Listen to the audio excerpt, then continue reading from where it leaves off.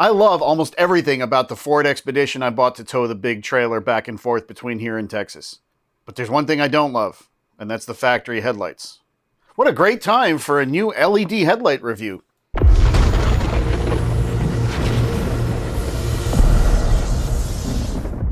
So if you've seen my other LED headlight reviews, you know they're not just reviews. I actually do a lot of testing on these things too. And these are going to be no different. Well, let's not screw around. Let's tear right into this box, see what's in there. There you have it. Well, here they are. Are they all the same? I don't know.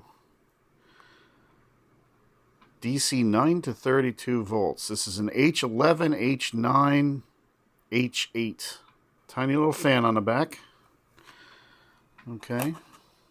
So these are a little bit different than these. But the only real difference appears to be this mounting and the pin spacing. Well, so we have one of each now. Oh, look at this. They give you white gloves.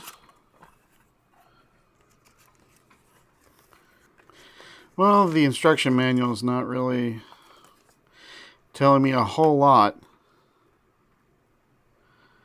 You know, I'm curious about something. I got to go look at the actual Expedition itself.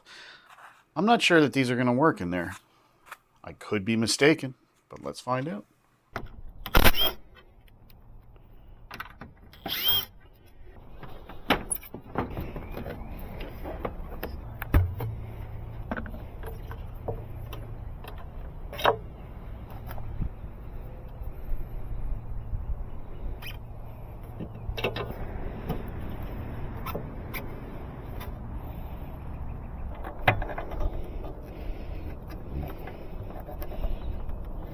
I tried. Yeah, that's. I mean, look at how thick this is. You're going to try to squeeze that into that gap. Not happening. And besides, that's where the fan is. I went ahead and looked to see if there were any LED bulbs that would fit the high beam side of things, especially since Ford decided to offset that bulb so far over to the edge. And sure enough, there were none that I could find anyway that actually did fit with the stock dust cover. There were a few that had separate dust covers that were like 2 inches deep that you could buy in addition to, but none that actually fit. So this is really going to be a challenge to find an LED bulb to fit in that high beam spot. But I don't think it's that big of a deal because the stock high beams are not bad at all, actually, and it's more the low beams that I was having an issue with. But I did want to point this out to you Expedition owners out there. You're going to have a heck of a time finding an LED high beam that fits. And these are actually far more compact than others that I've tested, so it really does seem rather unlikely, at least with current technology that we have. Okay, we're set to 12 volts on the power supply. 5 amps. The last set of headlights actually pulled just over 5 amps and they caused voltage drop. This is the low beam, by the way. Wow, and it only draws 3 amps. 2.8 to be precise. It's quite bright, I'm not going to lie. I think headlights have gotten a little bit more efficient in the last year or however long it's been since I did the last review. That's pretty impressive. And it's not terribly loud. Let's see if hopefully polarity is the same on this one. Simon, really? This is about the same, 2.8. About the same brightness. Quite bright. Pretty impressive. Pretty impressive. Too bad they don't quite fit. Now, you could, I suppose, sand this down.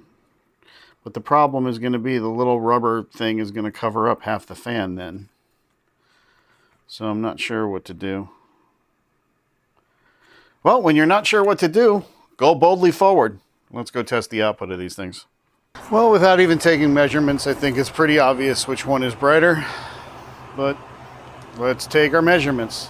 The setup is basically the same as we had last time. The camera's set to 4,000 degrees Kelvin, so you have a good idea of the relative color temperatures.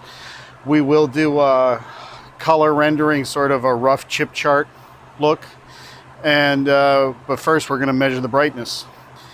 As before, we're going to block off one headlight so we can take measurements without interfering. So that is just the tungsten light. Let's find the hot spot here. 520. There's a pretty good spread here. This is actually better than the other car we tested.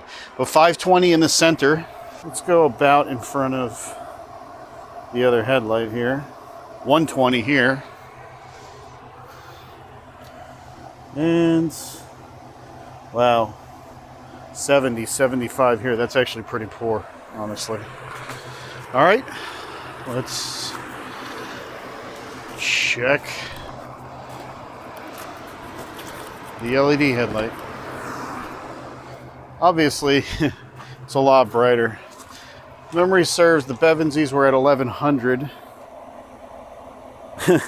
Yeah, buddy. 1700. 1700. That's crazy bright. And about in front of the other headlight. Yeah. Let's say about 200. It's about 200 there. And then over here, you get about 240. So there you go. No real contest at all. There's a look head on.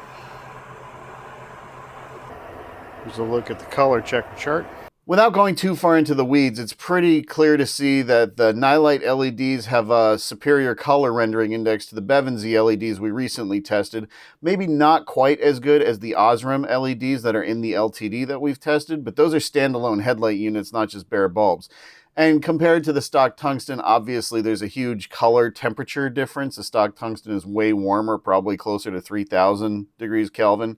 But tungsten bulbs technically have a near perfect color rendering index. But of course, they don't see blue as well because of the color temperature. Now, compared to the professional LEDs, sure, it'd be great if we could get LED headlights to have the same color rendering as a professional LED lighting instrument has. But there's just no way to pack the kind of luminous flux density into the size of a headlight bulb as you can in a professional LED unit, because you give up a lot of efficiency to get that near perfect spectrum reproduction. So overall, the Nilights are actually quite good, but there is a noticeable green push, and you can actually see that primarily not just in the yellow chip in the top row, if you compare the yellow chip to all the other yellow chips and the other lighting sources, but also look at the white of the garage door. That is a white, maybe slightly off-white garage door, and it comes across as actually teal, where I would expect it to come across more as blue since it's a 6,000, 6,500 degree Kelvin bulb and the camera color temperature is set to 4,000 degrees Kelvin. All right, let's take it for a drive. So as expected, the LED headlight in the driver's side is way brighter than the tungsten light in the passenger side. Yeah, that's what the numbers told us, and that's what reality tells us as well. So, good headlights, hey, thumbs up. The only problem being, of course, the high beams that don't quite fit, but I'll just put the tungsten high beams in. What the heck happened here? Let's follow the trail. And you get a better look. Yeah, somebody's leaking something. Still leaking it. Be very, very quiet. I'm hunting people who shouldn't have cars. Appears to fade. I don't know what that was. It ran out of fluid at this point. Yeah, man, it's not even close, dude. You can't even tell the tungsten light's on, even in this relatively low lit area here. Pretty much every street around here has street lights. I'd have to drive for like 70 miles to get to a place that doesn't. It's ridiculous. So there's high beams. There you can see a little bit of tungsten action happening, honestly. Here, not so much. Thank you all for watching. Please subscribe, give me a thumbs up, and I'll catch you all on the next one.